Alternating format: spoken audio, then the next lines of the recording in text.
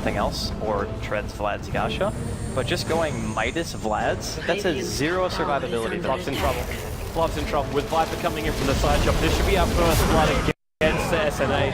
He lets one last Illuminate off, but the top tower will go down.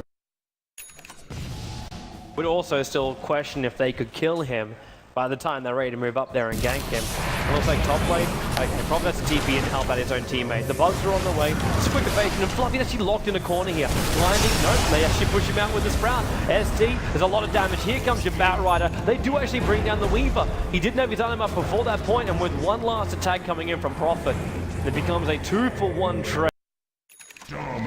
Over on the Dream Protector. The Dream Core was trying to protect him, but not enough. And then a blink in from the Batrider. He actually cuts a path out for the Viper, which makes life a little bit easier. Parkour back over the top of them, but Onyx Mike staying with it. Now he can sticky Napalm again, but he didn't have the mana to keep going on for the chase.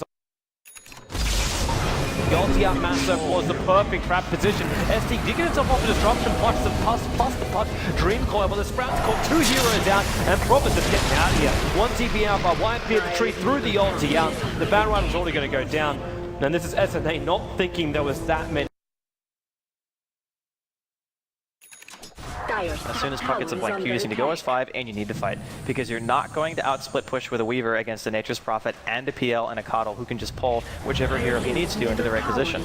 You have to actually just 5-man with Puck, force a fight, and get towers. That's a real tough ask to do, because one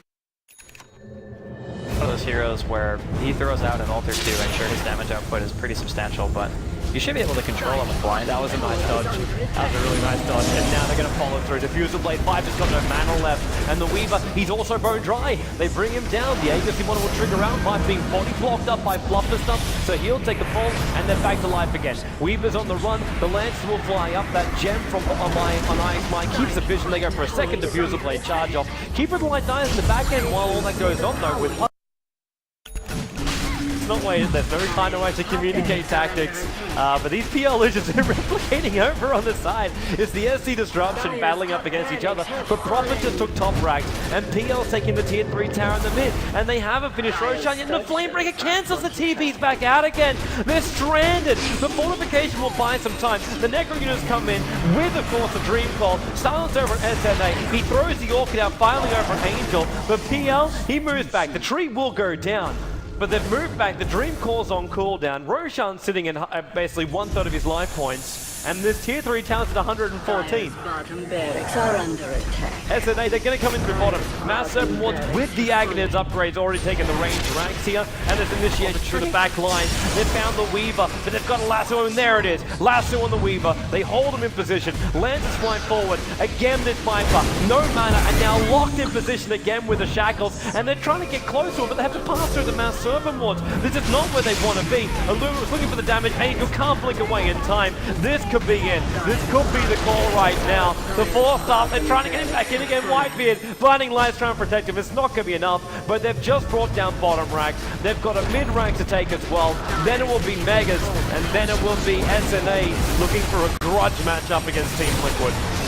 Yeah, I think this is more or less GG, and very well played and executed by SNA. At the beginning it looked a bit sketchy, because the laning phase was actually going pretty damn well for UG. The Viper was totally smashing mid, and then SNA just decided to start teleporting everywhere, helping secure kills, and Union Gaming just never really got their footing back. Like, they traded a couple of towers, but trading evenly with SNA is not enough. You have to actually take away from their team if you don't want to Coddle PL and a Nature's Prophet late game to just completely split you apart. So big props to Sneaky Nyx Assassins for recovering quite well and playing it out. I think the biggest problem, honestly, is just not giving themselves a method to stop Ush. Like, how can you be allowed to go Midas, Vlad's into Yasha and have 700 HP at 15 minutes into the game?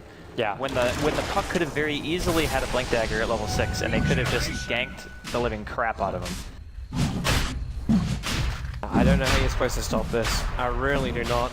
And now they're also taking Roshan. They're going to be quick about it though. DL Luigi comes up. With the blink does come in, they catch out Nature's Prophet. But at the same time, I'm looking at Coddle and Shadow Shaman. Shadow Shaman, they lose Prophet, but there's Master Mor's taking the melee ranks in mid. So Whitebeard's going to get that. They're TPing back in again, but look at the damage from the Master Mor's. This is Megas. This is actually Megas.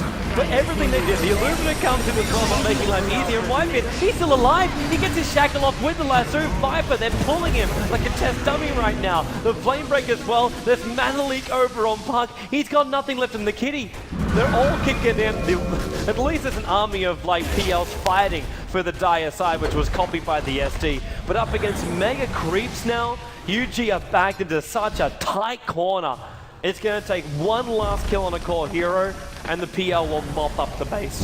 In fact, I don't even think he'll take a kill. Yeah, I was going to say, I don't think they actually need to kill anybody at this point. They can just casually walk in and be like, yep, we got a PL with illusions and mega creeps. You guys just can't fight us anymore. No, even the Illumina's keeping him down low. And ST's the only thing that's keeping him in this game right now, which is probably the saddest thing to say. Yeah. I mean, that's what we mentioned during the draft, that like SD is very good against PL. Anything that benefits from illusions, it's going to benefit the Shadow Demon's disruption as well. So, I don't really think there's much else to say about the game in terms of what Union Gaming could have or maybe should have done. It's just, the Midas on the Weaver was fine. I think the Linken's into Radiance was a little bit at pressure with that build, right? Like, yeah. unless your Puck has a blink, going Linken's Radiance is trying to extend the game against a team who actually does better when you extend the game than your team. Yeah. So it kind of goes against what we were saying when I was using Harney's example as like Rain's like, oh, maybe I can burn down the illusions to get rid of everything. So you're trying to get rid of everything on a mass scale, both trees as well as illusions, but by the time it comes online, it's just not as effective, especially with the high creep build. So in comes SNA. They want to push this beyond contention. With the Orchid and the Lancer going over to the FD and the Mass Serpent Ward's going down, this should be your call coming out. The Weaver is attempting to try and fight in the middle of this engagement with the tree ulti. It's actually a nice cast. The Aegis Immortal will trigger off for the moment, but PL, he's just focusing on the ranks, and that's all SNA need. They're all heroes. Just bring down the fortress, and then the GG well played comes out. SNA will get themselves a date at 18 CEST tomorrow. They'll be going up against Team Liquid, where the Stash as well as the Fluff get to battle to see if they can get some sweet revenge on Team Liquid. loved that pun, by the way, some revenge.